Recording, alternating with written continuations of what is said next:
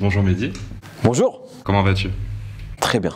Je suis désolé, on va devoir faire un petit passage obligatoire en ce début d'entretien, parce que je sais que tu as déjà parlé des heures à ce sujet dans des interviews, mais je pense que c'est important de revenir là-dessus, pour ceux qui ne te connaîtraient pas très bien. Est-ce que tu peux nous parler un peu de ton parcours, car je sais qu'il est un peu atypique, et à l'époque tu bossais dans les assurances, c'est bien ça? Ouais, c'est ce que je dis pour aller vite, mais ouais. Ouais. Tu veux que je te raconte tout ça? Bah, franchement, peut-être en quelques mots. Ouais, let's go, j'adore, c'était ma passion, c'est faux. Les assurances? Ouais, j'y ai jamais rien compris. Je comprenais pas ce que je faisais là-bas. Mais vraiment, je vais pas en parler trop longtemps parce que j'ai trop raconté ça et je pense que les gens en ont marre de m'entendre raconter ça. Mais ouais, non, quand j'ai fait une école de commerce en fait et après j'ai bossé dans le conseil.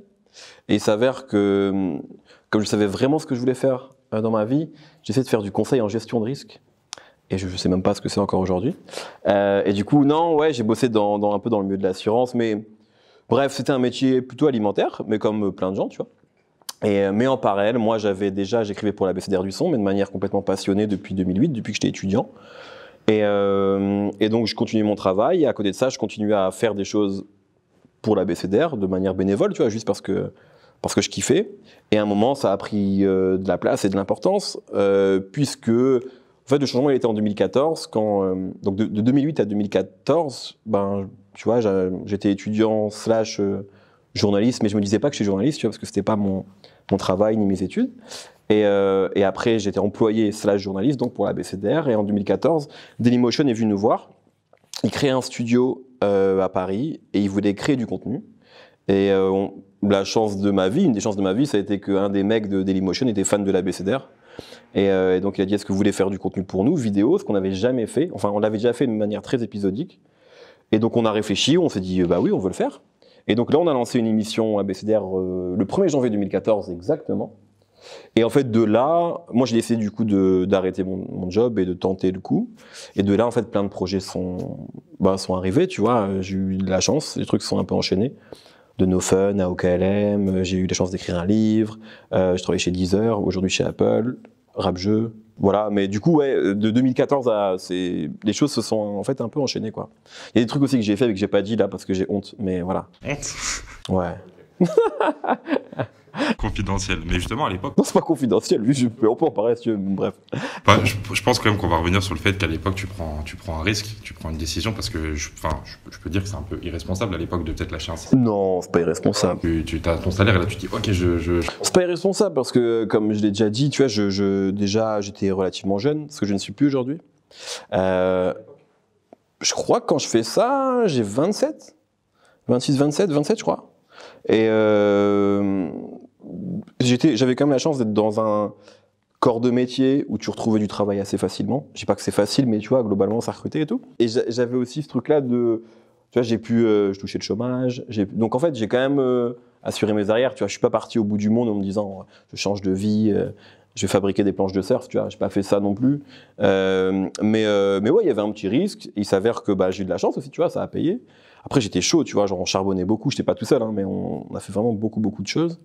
Et voilà. Mais ouais, il y avait un petit risque, mais pas. Tu vois, il y a des gens qui prennent vraiment des risques dans la vie. Là, en vrai, si ça marchait pas, un an après, j'aurais retrouvé du job. Ouais. J'aurais retrouvé du travail plutôt, pas du job. c'était vraiment le moment pour toi de vivre de ta passion, tu l'as saisi. À fond, carrément. C'est plus ça, ouais. Et le rap. Tout à fait. Et à l'époque, est-ce que tes proches ils t'ont soutenu dans ce rêve professionnel, si je puis dire? Ouais, de fou. Bah oui, à fond. Je pense que c'est important. Hein. Surtout quand. Moi, j'étais très scolaire dans ma vie, tu vois, globalement dans mon parcours, donc j'écoutais beaucoup. Enfin, j'ai un peu suivi un parcours, comment dire, le parcours conseillé, tu vois, genre bac S, prépa HEC, école de commerce, tu vois, c'est des trucs qui ont l'air prestigieux sur le papier. En tout cas, nous, c'est ce qu'on nous vendait, mais c'est un peu le parcours de ce que tu fais quand tu sais pas justement ce que tu as envie de faire dans ta vie. Et moi, j'ai vachement suivi ça. Donc, ce changement de vie, il était risqué, pas forcément. Il était plus risqué, comment dire. Le plus compliqué, ça a été d'accepter de prendre ce risque-là, tu vois. Et ça, pour le coup, oui, les proches sont importants. Et c'est même moi, les proches, qui m'ont convaincu que c'était le moment de le faire, tu vois. Je sais pas si tout seul, j'aurais pris la décision, en fait. J'ai eu la chance, j'ai eu la chance d'être encouragé. Tu sais, c'est au travers de discussions aussi que tu comprends que c'est le moment, tu vois. Et moi, clairement, enfin, je l'ai déjà dit, c'est ma femme, qui n'était pas ma femme à l'époque, mais c'était juste ma copine, parce qu'après on s'est mariés. Voilà. Mais en tout cas, c'est elle qui m'a. Et je ne l'ai pas épousée à cause de ça. Hein. Voilà, ça n'a rien à voir. Mais c'est elle qui m'a fait comprendre que c'était le moment et qu'en fait, justement, pour moi, c'était un risque de fou. Elle m'a dit, ben non, en fait, tu vois, c'est pas un si grand risque, tu peux le faire, tu vois, juste ça, tu vois. Donc, oui, ça a énormément joué, et puis mes amis, tout ça, bien sûr, mais ouais, les proches, ça joue de ouf, c'est clair. On va parler un petit peu de réseau, un peu de ta notoriété, de ta communauté que tu as quand même justement sur les réseaux. Il y a 163 000 personnes qui te suivent sur Instagram, c'est quand même pas rien. Est-ce que des fois tu te dis ça fait un peu beaucoup juste pour un mec qui parle de rap ou Danny Dan, tu vois? Est-ce que pour toi ça fait beaucoup? Alors, je trouve que ce que tu viens de dire est très irrespectueux pour Danny Dan. Je pense qu'il n'y aura jamais assez de gens pour parler de Danny Dan dans ce pays. Tu l'as cherché. Bon après, si évidemment, mais c'est pas la question, c'est pas c'est trop pour un mec qui parle de rap ou quoi. C'est aujourd'hui, je viens de dire sur les réseaux, on voit tous plein d'aberrations. Peut-être que j'en suis une aussi, mais je veux dire, on en voit tous les jours. Tu vois, il y a des gens qui ont 1 million de followers et on peut se dire, en fait, moi je considère que tu vois, enfin, moi le premier, je me suis déjà dit 1 million de followers, mais que fait cette personne? Mais en fait, s'il y a 1 million de personnes qui la suivent, c'est qu'il y a un intérêt, c'est qu'il y a. Et je pense que moi, les gens qui me suivent ou les gens qui suivent d'autres personnes qui parlent de rap ou quoi, ça traduit juste un intérêt grandissant pour cette musique-là, en fait. Et au-delà de moi, en fait, au-delà de moi ou d'autres personnes qu'on va qualifier d'influentes ou je ne sais quoi, qui parlent de rap, là, ce que ça dit, c'est que aujourd'hui, voilà, le rap intéresse énormément de gens. Parce qu'on pourrait très bien se dire aussi, putain, 3 millions de followers pour un mec qui rappe seulement. Mais en fait, les chiffres aujourd'hui, ils sont complètement fous, mais ça prouve juste en fait que voilà, le rap a, c'est ce qu'on dit depuis des années, mais le rap a gagné, en tout cas commercialement et sur un plan populaire. Après, on peut discuter de ce qu'est le rap aujourd'hui. Tu peux prendre des followers très vite, tu vois, donc faut aussi se rendre, et tu peux les perdre très vite aussi. Donc faut se rendre compte aussi que tout ça, ça veut pas dire grand-chose, que ça peut être très éphémère et que pour moi, ce que ça traduit plus que ma personne, c'est la popularité du genre dont je parle. Voilà. C'est vrai que le rap aujourd'hui, je crois enfin, je pense que c'est inédit un petit peu. Enfin, c'est pas que cette année, mais. Ouais, bah depuis. Moi, je date ça un peu à 2017. C'est là où on a comment. En fait, tout est streaming en fait, parce que le streaming a été pris en compte dans les ventes en 2016 et en plus, moi, j'ai commencé à bosser dans le streaming en janvier 2017. Donc, j'ai vraiment vu ce truc-là et j'ai vu que du jour au lendemain, dans les charts, 5 morceaux de rap dans le top 20, 10, 15, 20. Tu vois, parfois, il n'y a que du rap. Et je me souviens de la sortie de Moi Kamoun, le morceau. Et là, tu sais, c'était une des premières fois où on se dit, putain, ça fait combien de mois il reste numéro 1? Donc, ouais, donc effectivement, il y a tout ça. Alors, évidemment, la popularité du rap, elle n'est pas uniquement liée au streaming. C'est des décennies de travail et d'implantation dans ce pays. Mais ouais, effectivement, aujourd'hui, c'est véritablement la musique numéro 1. Et donc, forcément, ça rejaillit sur tout le monde. Tu vois, ça rejaillit sur les journalistes qui en parlent, les photographes qui travaillent dans ce milieu-là, les graphistes. Enfin, le nom de Fifou, il n'a jamais été aussi gros qu'aujourd'hui. Pourtant, il n'est pas né en 2017, tu vois. Donc, ça rejaillit sur tout le monde, en fait. Je voulais te demander, est-ce que les gens dans la rue, quand ils te reconnaissent, ça te fait quoi? Depuis que ça est arrivé pour toi d'avoir eu cette couverture médiatique Moi, globalement, c'est cool parce que les gens, tu vois, quand ils me reconnaissent dans la rue, je pense que ça doit être relou quand tu bosses à BFM et que tu dis de la merde toute la journée. Je pense dans la journée, soit il y a des gens qui sont fans de toi, soit des gens qui t'insultent, ta grand-mère, tu vois. Et moi, globalement, comme tu as dit, je suis juste un mec qui parle de rap et de Danny Dan. Donc, soit les gens ils kiffent et ils me disent ah, c'est cool, soit les gens ils s'en foutent et ils passent leur chemin, tu vois. Donc, globalement, les gens sont assez bienveillants, et même toujours bienveillants et cool, donc ça se passe très bien. Il y a des fois où, tu vois, là, les terrasses sont réouvertes il n'y a pas longtemps. J'étais avec des collègues, en terrasse donc, on sirotait. Et là, il y a un mec, il a voulu se poser avec nous, tu vois. Là, c'était relou, j'avoue. Parce qu'on était en train de parler de quel est le meilleur album de Kanye West, qui est une des meilleures discussions à avoir, tu vois. Je peux demander du coup, lequel est ton préféré? Ben moi, mon préféré, en vrai, c'est My Beautiful Dark Side Fantasy, mais comme Mike Dean m'a dit que c'était Life of Pablo pour lui, du coup, je pense que c'est forcément Mike Dean qui a raison. Mais ouais, je pense que je dirais ça. Mais non, des fois, c'est un peu... des fois, mais bon, c'est un petit prix à payer, tu vois. Mais des fois, ouais, tu te dis, juste t'as pas envie... Moi, je parle de rap tout le temps, toute la journée. Et des fois, aussi étonnant que ça puisse paraître, j'ai pas envie d'en parler, tu vois. Mais forcément, les gens, quand ils te voient, ben, c'est normal, ils te parlent de ça, et tu vois. Et j'ai fait et je ferai la même chose. Donc voilà, mais globalement, c'est toujours très bienveillant et très cool, quoi.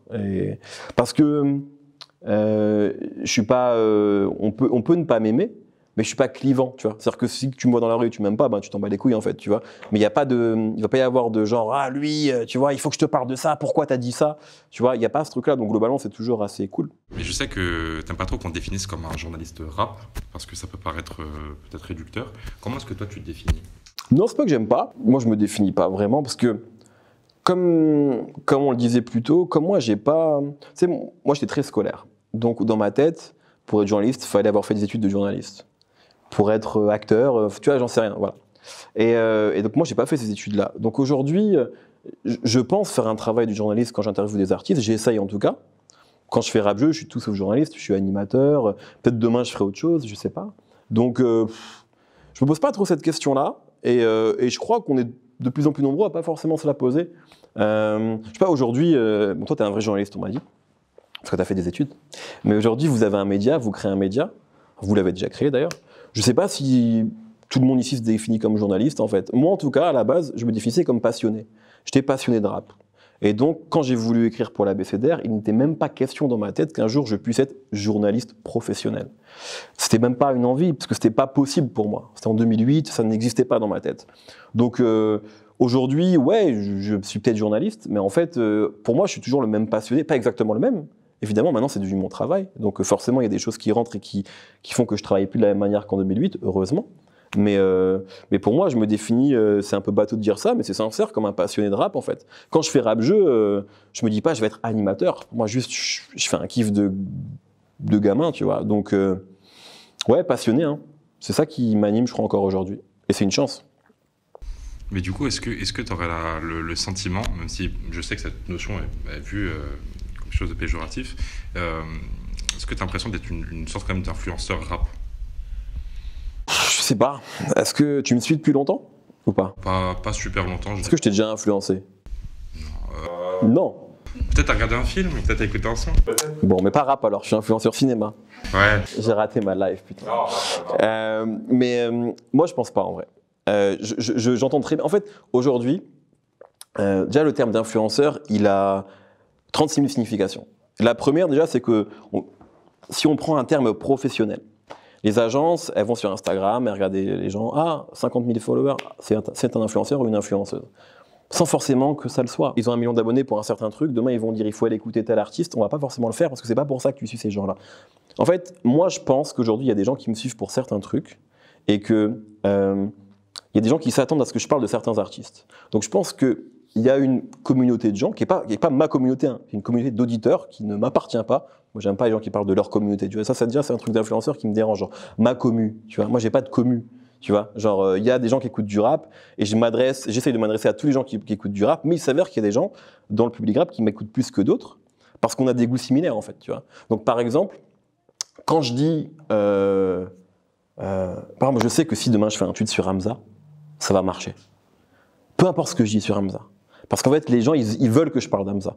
Ah, Mehdi, il y a un nouveau morceau d'Hamza, t'en as pas encore parlé, tu vois. Donc, est-ce que ces gens-là, je suis influent auprès d'eux, ou est-ce que je les conforte juste dans leur goût?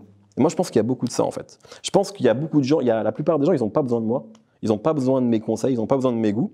Mais parfois, et c'est normal, surtout quand tu es jeune, tu as peut-être besoin d'être aiguillé ou d'être conforté.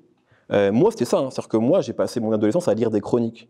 Et je lisais des chroniques sur la BCDR notamment. Et j'ai encore des griefs contre certaines chroniques parce que je n'étais pas d'accord avec eux. Et pour moi, c'était mes guides. Je me disais, comment ça, Sol Invictus d'Akhenaton, c'est pas un bon album? C'est pas possible.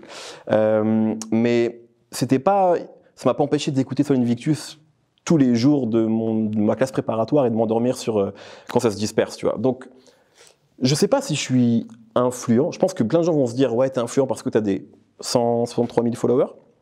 Donc, pour beaucoup de gens, c'est synonyme d'influence. Mais en fait, moi, regarde, la plupart des gens dont je parle, ils sont pas. Tu me dis, pour toi, je reprends tes termes, c'est pas moi qui parle, la figure la plus exposée, etc. La plupart de mes rappeurs préférés, le mec dont j'ai dû le plus parler en 2017, c'est Isha. Je sais pas s'il a pas de single d'or, Isha. Il n'a pas de disque d'or. Pourtant, j'ai fait ce que j'avais à faire sur Isha. Et sa carrière, elle n'est pas finie. Hein. Et je lui souhaite d'en avoir des. D'ailleurs, c'est pas forcément ça. Enfin, peut-être qu'il n'en a pas besoin d'ailleurs pour continuer. Mais ce que je veux dire, c'est que si j'étais influent, Danny Dan, parce que tu me parlais de lui, voilà. Isha, l'OVNI. Comment je vous ai saoulé sur l'OVNI quand il a sorti une nuit avec un bon gamin. Bref. Alors oui, parfois ça marche. Mais je suis pas seul en fait, tu vois. C'est pas grâce à moi qu'Hamza a du succès. Surtout pas même, sûrement pas. Voilà. Donc je pense que j'ai pu avoir un rôle pour certaines personnes, mais qu'après, tu vois, c'est. Je pense que tu confortes parfois un public, une partie du public a peut-être besoin d'être confortée. Et moi, si c'est pas un jugement de valeur, moi j'aurais très bien pu être. J'ai été dans cette partie du public-là qui avait besoin d'avoir, tu vois. Moi je disais des chroniques de Pitchfork, quand je voyais une note de 8 sur 10, ça m'a intrigué. Mais ça m'influençait pas pour autant en fait, tu vois. Je savais, je pense que. Puis maintenant, en plus, le public rap, il est parfois plus au courant que moi. Enfin, pas plus au courant sur l'histoire du rap, mais sur les sorties, sur le rap actuel. Je veux dire, tu vois, ça va tellement vite aujourd'hui. Parfois, c'est les gens sur Twitter qui m'apprennent qu'il y a un album qui sort. Tu vois, donc je pense que cette influence-là, il faut. On la fantasme beaucoup. Je ne parle pas de la mienne, je parle de globalement l'influence des médias. Je pense qu'aujourd'hui, très peu de gens sont prescripteurs. Très très peu de gens le sont. Je pense que un des derniers exemples d'influenceur qui a influencé le public rap, c'est Seb Lafrite. Enfin, Seb, quand il dit Riles, il faut l'écouter, ben, la vie de Riles, elle change, tu vois. Et Riles te le dit lui-même. Là, c'est de l'influence, tu vois. Là, il y a un mec qui dit, ben, écoutez ça, et une partie de la France se décide à l'écouter. C'est chaud, tu vois. Mais parce que Riles, il a du talent, et qu'en tout cas, il a une personnalité qui fait qu'il y a toute une partie du public qui va l'écouter, tu vois. C'est pas juste Seb, c'est pas une invention de Seb. Mais ça, c'est de l'influence, de la vraie. Tu vois. À côté de ça, moi, je suis un rigolo. Bah, peut-être, mais je suis pas si influent que ça, en tout cas. En tout cas, j'ai pas l'impression de l'être, tu vois. Peut-être que je sous-estime ça, et qu'on pense que le nombre de fois où des gens me disent... je poste, là j'ai posté Khali en story, tu vois, où j'ai fait un tweet. Ah, Mehdi, fais-le péter, fais de lui une star, mais c'est pas moi qui décide en fait. Et aujourd'hui, enfin, je sais pas si, quand je fais un tweet, je pense pas que le nombre de streams de Khali augmente, tu vois. Donc c'est pas moi qui décide. Là où on peut avoir une influence, et je dis mot, c'est dans l'industrie. Ça, je te le concède. Je sais que quand je fais certains tweets ou quand je fais certaines émissions, ça intéresse des gens de label qui vont se dire « Ah, lui, on le connaît pas. » ou « Elle, on la connaît pas. » Là, oui. Là, clairement. Et je suis pas tout seul. Hein. C'est pareil quand Bouscapé va faire un truc, ou quand... peu importe. Vous connaissez tous ces médias-là ou toutes ces personnes qui peuvent le faire. Là, oui. Mais je pense que l'influence, elle est beaucoup plus dans l'industrie que sur le public rap, qui n'a pas besoin de nous. L'industrie a plus besoin de nous que le public. Je vais revenir juste sur ton exposition, Ouais. parce qu'on en parle un petit peu comme depuis tout à l'heure, mais ça a plein d'avantages forcément, mais il y a aussi des inconvénients, parce que tu es devenu, sans que tu le veuilles peut-être, un personnage public. Est-ce que par exemple tu fais davantage attention à ce que tu écris sur les réseaux sociaux, même si tu t'en as parlé juste avant? Est-ce que tu surveilles souvent tes actions, tes images? Est-ce que ce genre de choses sont apparues? Disons que... avec le temps, il y a des choses que tu fais plus ou que tu fais différemment. Tu sais, en 2014-2015, quand moi je commençais à faire des émissions, j'étais sur Snap, je suis plus sur Snap maintenant, c'est plus de mon âge. Et parfois, tu sais, je fais des stories en soirée, etc., tu vois. Et ça, je le fais plus. Parce qu'en fait, il y a même un truc de genre, tu sais, ça n'a pas le même impact, ça n'a pas... Après, il y a aussi des trucs que globalement dans ta vie, tu fais moins avec le temps, déjà, tu vois, en prenant de l'âge. Mais oui, évidemment. En 2012, avant que je sois exposé, je pouvais tweeter sur absolument tout ce que, tu vois, ce que je voulais. Aujourd'hui, je le fais pas. Mais aussi pourquoi? Parce que c'est pas parce que je me censure, c'est parce que, enfin si, quelque part ça en est.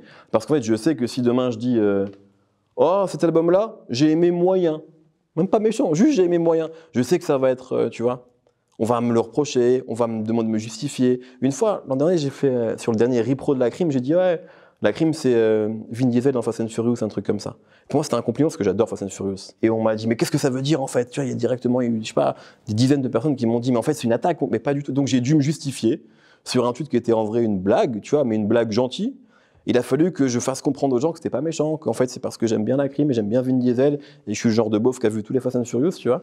Et voilà, donc en fait, c'est ce genre de choses qui fait que, ouais, aujourd'hui, je tweete différemment, je fais des stories. Parce que ça peut avoir un impact, en fait, tu vois. Et quand j'ai impact, c'est surtout sur moi, tu vois. C'est un impact, en fait, j'ai pas envie de passer ma journée à regarder les réponses et à ce qu'on m'emmerde parce que j'ai dit que tel album était meilleur que l'autre, tu vois. Et en plus, aujourd'hui, sur les réseaux, on peut vraiment insulter ta daronne parce que t'as dit que tu préférais dans la légende à deux frères, tu vois. On en est là, en fait. Deux frères est meilleur, je tiens à le dire à la caméra. mais tu vois, on peut vraiment te le reprocher au point de t'insulter. Donc, effectivement, flemme de tweeter et de se mettre dans des bourbiers qui n'ont pas lieu d'être, en l'occurrence, quoi. Donc, ouais. C'est quand même, il y a quand même un truc qui est dommage parce que finalement, c'est ta liberté d'expression. Mais après. C'est ton libre arbitre qui est touché quand même. Bah après oui, mais après je peux le faire en fait. C'est juste à moi de. Enfin, je veux dire, je suis pas en train de me plaindre. Hein. C'est juste, c'est le jeu qui est comme ça. Moi, si je veux m'exprimer, après j'ai des émissions pour le faire. En vrai, c'est là que je suis censé faire mon travail, moi. Si je veux, j'ai qu'à écrire un livre. J'ai qu'à écrire des articles, tu vois. Si vraiment j'ai un besoin de m'exprimer sur Vin Diesel, tu vois, je peux le faire. Il n'y a pas que Twitter dans la vie. Et puis sinon, je peux aussi m'en foutre et dire, vas-y, je tweete. Je peux être Daniel Riolo, tu vois. Et genre y aller en full, tu vois. Et ouais. Mais juste, j'ai pas envie d'être cette personne. Je pense que je suis pas cette personne-là. Donc moi, je choisis de. Si j'ai des choses à dire, ben je les dis dans mes émissions, dans mes programmes. Et voilà. Et je critique pas non plus les réseaux parce que je les utilise beaucoup. Et je pense que les réseaux sociaux, globalement, m'ont beaucoup servi à moi aussi. Donc voilà. Mais c'est juste qu'après, au bout d'un moment, tu sais, c'est comme récemment, Lina Malandro, elle a posté des tweets de rappeurs à l'ancienne, de rappeurs qu'un genre J. Cole, Mac Miller en 2009, en 2012. Ben, ils tweetaient comme, tu vois, tu tweets pas de la même manière c'est normal, quand t'as assez père, entre guillemets, je dis pas que j'ai assez père, mais tu vois ce que je veux dire, il y a un truc en fait où après ta parole elle est plus regardée, elle est plus guettée, elle est plus commentée, et donc à un moment tu vois, tu préfères prendre un peu de distance avec ça. Mais au final, t'es quand même devenu presque un média à toi tout seul. Et tu peux en tout cas mettre en lumière des artistes quand tu veux, ça c'est quand même. Je peux faire percer des gens, c'est ça que tu veux dire? C'est faux. Non, mais oui. Comment dire? Tu peux faire à ta manière. Ouais, c'est comme ça. Mais est-ce que ça t'arrive que des équipes, des artistes, labels te demandent de la visibilité sur tes réseaux? Alors pas d'artistes établis parce qu'ils savent comment ça marche, mais ça arrive. Ouais, parfois j'ai des DM. C'est combien? Des fois j'ai juste ça. Un DM, combien ça coûte? Combien ça coûte un post ou une story, tu vois? Et ben je réponds pas. Mais après il y a aussi des gens qui disent est-ce que tu peux partager? Ils parlent pas forcément d'argent, tu vois. Donc oui, ça arrive toujours. Après, sur les artistes, on va dire plus installés, ceux qui sont signés, etc. Non, ils n'ont pas besoin de ça. Leur ambition, c'est plutôt d'être dans des programmes, dans des émissions. Parfois, il y a des artistes qui viennent me voir et qui me disent ah, quand est-ce que je fais rap-jeu? Et ça arrivé souvent, tu vois. Parfois, il y a des artistes qui me suivent pas, des gros artistes qui me suivent pas, et ils viennent dans mes DM, tu vois. Genre, ils répondent une fois, je ne vais pas dire le nom de l'artiste. Une fois, je faisais une story, il y a un rappeur qui vient me voir et il me parle des chaussures que j'avais dans la story. Ah, elles sont lourdes la paire et tout, faudrait que tu me la passes et tout. C'est bizarre, on s'est jamais parlé. Et 2 secondes après, il m'a parlé de rap-jeu, tu vois. Et depuis, il a fait rap-jeu. Mais tu vois, c'était vraiment c'était comme quand il m'a dragué, tu vois. Mais de manière un peu bizarre, un peu maladroite, tu vois. Il m'a parlé de mes chaussures, viens me parler directement, tu vois. Dis-moi ce que tu as en tête. Mais donc ça arrive, mais en vrai, il n'y a pas de mal à ça. Mais non, sur les réseaux, c'est rare, tu vois. Ou alors vraiment, je pense, d'équipes encore inexpérimentées qui pensent que tout est payant. Et ça, il faut le dire aussi, tout n'est pas payant. Hein. Moi, le nombre de fois où les gens pensent que les interviews sont payantes, que tu payes pour faire le code, que tu payes pour faire rap-jeu, ou que nous, on paye pour que les artistes fassent le code, c'est de la promo en fait. Donc il y a parfois des jeunes équipes qui savent pas comment ça marche, et c'est normal, tu vois. Donc il y a beaucoup de... En vrai, il y a tout un travail à faire là-dessus. Voilà, mais non, il n'y a pas trop ça. Après, c'est vrai t'en parlais tout à l'heure, mais il y a beaucoup de fantasmes aussi. Donc... Ouais, mais complètement, énormément. Quand on prend un peu de recul, on peut se dire que tu occupes une place aussi importante que certains artistes dans le paysage urbain français. En tout cas, voilà, ça c'est notre sentiment. Est-ce que tu penses parfois, dans les interviews, à moins te mettre en valeur, par peur de piquer la vedette peut-être à l'invité? Est-ce que ce genre de choses, ça t'arrive d'y penser? Moi, j'ai toujours pensé à ça, depuis que je fais des interviews. Avant même... peut-être que j'ai pas toujours réussi, mais pour moi, le sujet, c'est toujours l'artiste.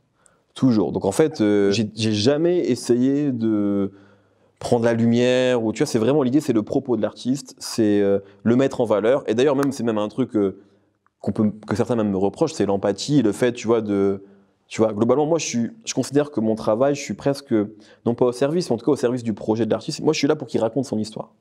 Donc, non, je fais gaffe à ça depuis le début parce que pour moi, le sujet de l'interview, c'est pas moi. Ce que tu en penses, mais c'est toi qui as l'écoute. Exactement, complètement. Sauf dans certains cas où on a des choses à se dire. Dinos, parce que le jour où on se parle, l'interview de Dinos est sortie, même si l'idée c'est quand même de parler de Dinos, on avait des choses à se dire. Donc il y a un moment où je parle de moi et de lui, tu vois, parce qu'on avait un mini truc à régler, tu vois. Et moi, globalement, j'aime pas trop les mecs qui, dans une interview, donnent leur avis, tu vois. Et on peut me le reprocher, ça, mais pour moi, moi, je suis là pour que tu racontes ton histoire, encore une fois. Donc, je suis pas là pour prendre la lumière, pas du tout. Voilà. Tu critiques rarement des projets de façon négative, mais même quasiment jamais. Est-ce que ça fait partie de ta ligne d'édito, de ton personnage, d'être quelqu'un qui met souvent en valeur les artistes et qui est ce jeu de confort entre vous? Bah, en fait, il y a deux choses. C'est-à-dire que déjà, j'ai globalement toujours été comme ça. C'est cool qu'on en parle parce qu'il y a plein de gens qui, parfois, j'ai déjà vu des trucs, ah, mais dis, avant, il critiquait. C'est faux. Genre, tu trouveras jamais d'émission où je suis en mode, ça, c'est nul. J'ai jamais été comme ça, en fait. Ce qui ne veut pas dire que j'aime tout, mais ce qui veut dire qu'effectivement, moi, dans mon exercice, déjà, de l'interview, pour reprendre ce que je vais dire, évidemment que tous les rappeurs que j'ai interviewés, je ne suis pas fan de tous les rappeurs que j'interviewe, mais c'est pas le sujet, en fait. Moi, dans une interview, pour moi, c'est ma vision du truc. On peut le critiquer, mais ma vision, c'est pas ce que je pense. C'est, je te reçois, on va raconter ton histoire. C'est pas est-ce que j'ai aimé ou est-ce que j'ai pas aimé. À partir du moment où j'accepte. Après, je peux te dire qu'il y a des choses que j'ai pas aimées. On peut en discuter, je peux te le faire comprendre.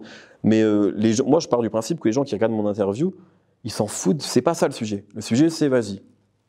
Viens, on essaye de comprendre ce que l'artiste essaie de faire. Moi, c'est comme ça que en tout cas, je conçois mes trucs. Tout le monde n'est pas comme moi, et tant mieux. Heureusement qu'il y a d'autres manières de faire. Et après, sur la partie, je n'ai jamais critiqué d'album. En fait, c'est faux.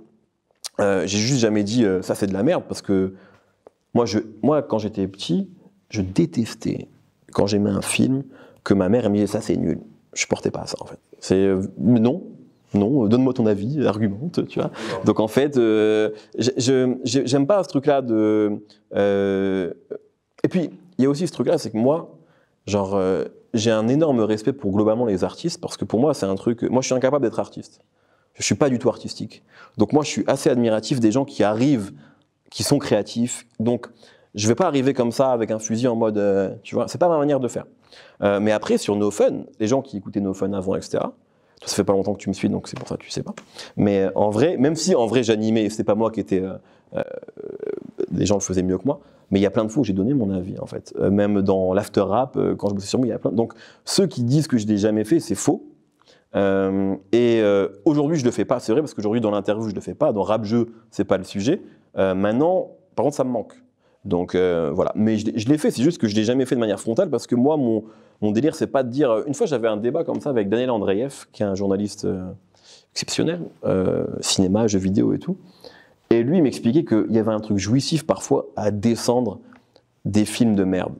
Et notamment, il me disait, je lui dis, mais moi, je comprends pas le plaisir que vous ressentez, parce que je les voyais, ils étaient dans Nos Ciné, qui est un podcast produit par Binge, nous, on enregistrait nos fun souvent après, d'ailleurs, à chaque fois, ils finissaient toute la bouffe, et eux, je voyais le plaisir qu'ils avaient à descendre un album.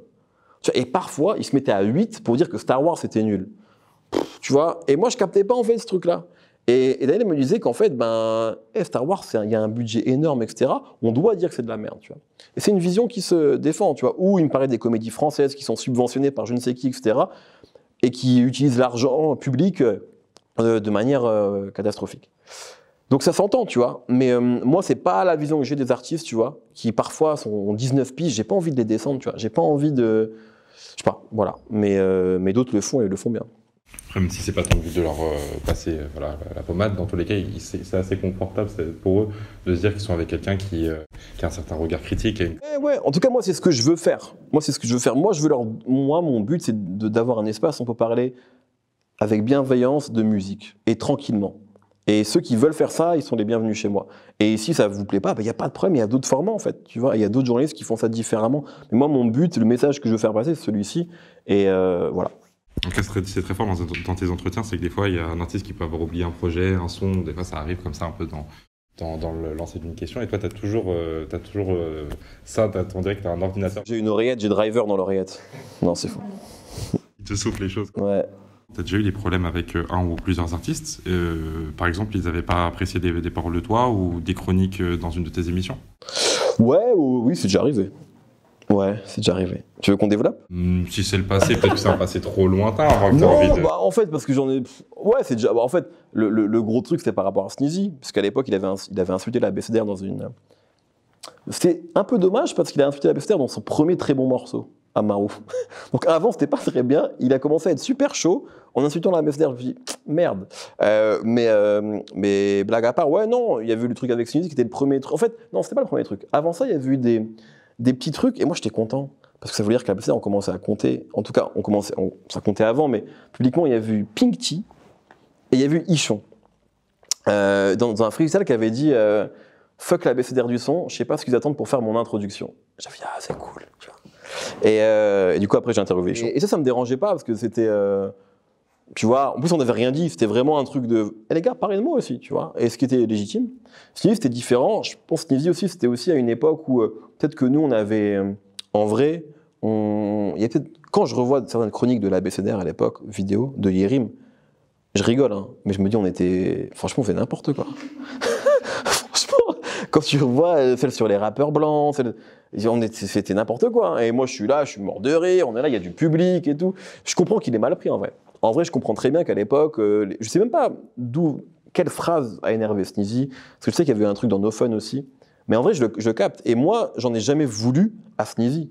Tu vois, parce qu'en fait, si, ce que j'en ai voulu, c'est l'insulte qui était pas cool, et insulte-moi, si le sujet c'est moi, ou Yérim, etc., mais pas l'ABCDR en tant qu'entité, qui est là, qui est faite de bénévoles, qui sont là depuis 2000. Ça, je trouvais ça pas cool. Mais dans l'absolu, que Sneezy ait pris la mouche, franchement, il a le droit.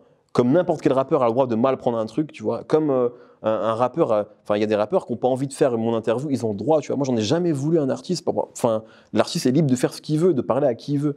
Donc, ouais, c'est déjà arrivé, mais c'est, entre guillemets, les risques, je mets des guillemets, du métier. Et voilà, tu vois. Et un artiste a le droit de ne pas t'aimer, de ne pas aimer un truc que tu as dit, tu vois. Ça m'a jamais posé de soucis. Mais Sneezy, c'était la première fois que ça arrivait. Donc, c'était un peu, tu vois, c'était nouveau à gérer, quoi. Voilà, mais depuis il y en a eu d'autres, parfois on s'est expliqué, parfois on s'est pas expliqué, et c'est rarement très grave parce que généralement c'est que de la musique, quoi. Tu vois, moi en tout cas je parle que de musique, donc même si j'ai dit un truc, ça reste, tu vois, c'est pas très important, et généralement il y a rarement de manque de respect, quoi, tu vois. Après, c'est pas forcément, ça arrive pas de manière frontale. Donc, par exemple, quand tu as les entretiens, il a pu t'arriver d'avoir l'occasion de converser et d'avoir une vraie conversation sur la musique, sur un artiste, sur une carrière. Mais voilà, toi, tu es obligé finalement d'être le super hôte. S'il est pas, ce jour-là, il n'est pas dans son assiette, s'il n'a pas envie de parler, tu es obligé d'aller chercher, tu es obligé de faire beaucoup pour mener à bien l'entretien. Et je suppose que ça a dû arriver quand même avec certains artistes. Ah oui, des interviews difficiles, tu veux dire? Oui, il y en a eu beaucoup, ouais. Enfin, beaucoup, il n'y en a pas eu beaucoup. Bah, franchement, la sauce, c'était une quotidienne sur Ocal. Et donc, on recevait beaucoup de gens. Et parfois, on recevait des gens qui n'avaient pas envie de parler, en fait. Ou qui n'étaient pas prêts pour parler. Et c'est normal. Tu sais, des fois, tu reçois des gens de 18 ans, tu leur dis alors, tu leur poses des questions sur le rap. Tu sais, ils n'ont pas forcément envie d'en parler. Ils rappent depuis 6 mois. Donc, ce n'est pas forcément le bon format pour eux, le bon exercice pour eux. Donc, il y a eu mais à chaque fois, c'était plus difficile pour ça, en fait. Pas à cause d'embrouille ou quoi, parce qu'en fait, c'était pas le bon moment, c'était pas le bon format. Ça arrivait, ouais. Franchement, dans la sauce, il y a des fois où on a ramé. Hein. Pas que moi, hein, moi et les gens qui travaillaient avec moi. Des fois, c'était dur. Mais ça veut dire que c'est notre faute. On n'a peut-être pas réussi à mettre à l'aise l'artiste, ou alors que c'est la faute de l'attaché de presse qui n'aurait pas dû le mettre dans ce format-là. Mais en tout cas, c'est la faute de quelqu'un et c'est pas grave. Et on s'est loupé. Mais ça arrivait quelques fois, bien sûr. Ouais. Et souvent, c'est des jeunes artistes qui sont pas prêts. Peut-être que maintenant, si je les interviews, ça se passerait très bien, tu vois. Mais ça n'arrive plus, globalement. Maintenant, tu sais, les gens qui viennent, ils savent. Moi aussi, je sais un peu plus qui serait bon dans ce format-là. Donc ça arrive moins. Ouais, ça a été hyper formateur pour toi, de toute façon. Ouais, grave. Ça t'a permis de mener des entretiens beaucoup plus chill. Et même, en fait, c'est ce que j'allais te dire parce que tu as quand même une certaine proximité avec pas mal d'artistes. Même ça se sent, en fait, dans des entretiens. On sait qu'on regarde peut-être autant pour l'artiste que pour toi. Et parce qu'il y a cette image que tu as, en fait, de gentil journaliste rap, quelque part. Mais gentil, pour moi, oui. Ouais, mais c'est un peu manichéen, quoi. Bon, c'est pas que ça. Mais tu n'as pas peur que certains remettent en cause, par exemple, ton objectivité Parce qu'ils se diraient, ouais, en fait, il se mouille jamais. Finalement, ce qu'il veut, c'est dresser la table et. Bah, en fait, non, j'ai pas cette peur-là, parce que cette critique-là, on me l'a déjà faite. Je l'écarte parce que ce truc, j'ai pas d'amitié avec la plupart des rappeurs, honnêtement. Après, il y en a avec qui, effectivement, je m'entends bien, parce que, bah oui, Fianso, il a 34 ans comme moi, c'est un bousier de rap comme moi, donc ouais, quand on se parle, forcément, il y a quelques points en commun, il y a quelques sujets de discussion. Mais c'est pas mon pote, tu vois. Genre, on s'appelle pas tous les jours, on s'est jamais vu en dehors de rendez-vous rap ou de cercle ou d'interview. Et c'est le cas avec tous les rappeurs, tu vois. C'est ce truc c'est juste qu'effectivement, ça fait longtemps que j'en croise. Mais encore une fois, moi, et No Fun, c'est pas si vieux que ça. L'after rap, c'est pas si vieux que ça. Il y a des rappeurs que j'interviewais, du coup.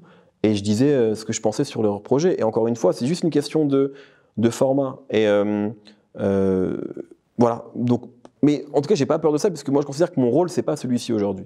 Et surtout, je pense que tu vois, tu peux pas être le bon et les méchants flics.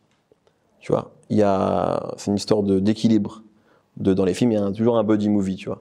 Et moi, effectivement, dans ce film-là, je suis le bon flic, tu vois. Ça veut pas dire, j'ai pas dit que j'avais le beau rôle, hein, j'ai dit que j'étais le bon flic. Mais souvent les gens ils préfèrent le mauvais flic dans les films, tu vois. Ils préfèrent Mel Gibson à Danny Glover, tu vois. Moi je suis plutôt Danny Glover en vrai. Mais ce que je veux dire c'est que voilà, en fait tu peux pas être, il faut savoir, tu vois, tu peux pas être au four au moulin, tu peux pas être. Déjà là je suis à la fois journaliste sérieux et je fais le guignol dans Rap Jeu, tu vois. C'est déjà deux trucs assez différents en vrai. Donc je peux pas en plus avoir la casquette du sniper. Tu vois. Donc voilà, c'est mon rôle. Donc si ça ne plaît pas à certains, et je l'entends très bien, et ben ils regardent pas, tu vois. Enfin, si tu kiffes pas, voilà, je regarde pas et puis c'est tout. C'est quoi pour toi être un bon journaliste rap en quelques mots? Déjà, je pense que c'est pas un problème de venir dans le journalisme rap et de vouloir faire carrière. Nous, effectivement, c'était pas notre cas parce qu'on pensait que c'était pas possible, mais c'est pas grave. Tu vois. Je pense qu'aujourd'hui, il y a plein de rappeurs aussi qui viennent pas par passion, mais en se disant tiens, je peux douiller là. Le rap, et ils ont pas forcément tort, tu vois. Donc déjà ça, donc pourquoi les journalistes ne le feraient pas? Tu vois, t'es pas obligé d'être le plus grand passionné du monde au monde de rap pour être journaliste rap, déjà. Et deuxièmement, être un bon journaliste rap, je sais pas, moi c'est pas moi qui décerne les bons et les mauvais points, tu vois. Moi-même j'ai des défauts. Je suis pas journaliste, tu vois. Donc pour moi, ce ne sont pas des commandements que j'écris, mais pour moi, le plus important, c'est d'être passionné, et deux, quand tu arrives quelque part, de connaître son sujet. C'est bateau, mais c'est tout, pour moi. C'est tout. Et en fait, après, le reste, c'est pas grave. Si t'es pas parfait à l'oral, si tu bégayes un peu, on s'en fout. C'est pas le plus important, c'est ta passion et ta maîtrise du sujet. Donc voilà, pour moi. Donc tout le reste, c'est de la cosmétique, en fait, tu vois. C'est-à-dire que là, tu vois, je vais le dire, hein, il y a une lumière qui est tombée, c'est pas grave, tu vois. On s'en fout, non mais c'est pas grave. Pour moi, ce qui compte, c'est le contenu, c'est ce qu'on raconte, c'est l'histoire qui est racontée. Et après, évidemment, qu'avec le temps, moi, je suis très content d'avoir des moyens de faire du beau contenu, tu vois, aujourd'hui, que ce soit chez Apple ou chez Red Bull, évidemment. Mais c'est pas ça. Le SAV d'Omar et Fred, c'était le truc le plus dégueulasse au monde. On a tous maté ça, c'était génial. C'est pas du journalisme rap, mais tu vois ce que je veux dire? En fait, voilà, je pense que le plus important, c'est ce qui est dit, plutôt que comment c'est fait. Mais si on peut allier les deux, magnifique. T'attends très prochainement un enfant, félicitations. Ah, on parle de ça? Ouais. D'accord. Okay. Tu seras peut-être papa lorsque cette vidéo sortira. J'espère, parce que là, ça commence à se faire sentir. Du coup, 34 ans, papa, au sommet dans ta carrière professionnelle, connu et respecté par tout le rap game, je pense qu'on a eu le temps d'en parler. Est-ce que tu n'arrives pas à une sorte de plafond de verre dans l'univers des médias, où tu peux plus vraiment aller plus haut, ou qu'est-ce que tu ressens? Non, ça y est, je vais m'occuper de ma fille. Ça va être ça ma vie maintenant, ça y est, c'est terminé. Non, je sais pas, ce serait quand même dommage d'arriver à un plafond de verre à 34 ans. C'est jeune, 34 ans. Ça vous semble vieux, à vous, bande de sales jeunes. Mais mais c'est jeune, hein. Y a des gens qui finissent leurs études à 34 ans. Mais non, mais en vrai, blague à part, j'entends totalement ce que tu dis, c'est des questions que je me pose. Non pas en mode j'ai fini le jeu, pas du tout. Mais en mode c'est quoi la suite? Tu vois, effectivement. Aujourd'hui, je me sens très heureux dans ce que je fais. Mais en vrai, moi, je vois déjà la suite. Parce qu'il y a des choses que j'ai envie de faire. Il y a des choses que je ne fais pas aujourd'hui et que j'ai envie de faire. Mais c'est pas forcément des trucs qui vont sembler plus prestigieux que ce que je fais aujourd'hui. C'est des trucs plus dont j'ai besoin, tu vois. Par exemple, je sens que j'ai envie d'avoir des discussions que je n'ai pas aujourd'hui et j'ai envie de les avoir autour d'un micro avec d'autres gens.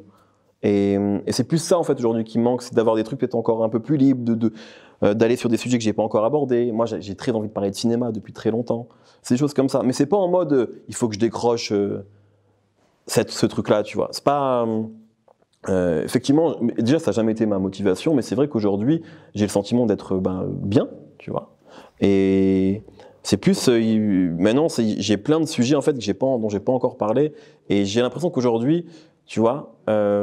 si demain je dis je fais un podcast sur le cinéma, il y a des gens qui vont me suivre. Pas tout le monde, mais ça va intéresser des gens qui ont envie, qui me suivent, moi et les gens avec qui j'ai l'habitude de parler depuis longtemps. Donc ça, c'est une chance. Donc j'ai envie de mettre à profit, entre guillemets, ce privilège-là pour faire d'autres choses encore. Ouais, même fait, on a parlé de cinéma pendant tout le long de cette interview. Je sais que tu es un grand fan de Zidane, et pour la petite anecdote... Zidane qui a pris sa retraite à 34 ans. Ah, ouais, bah justement, c'est quand même chiant ces intervieweurs qui te coupent ta question avant, mais pas du tout, au contraire, bah justement, forcément, t'es au courant.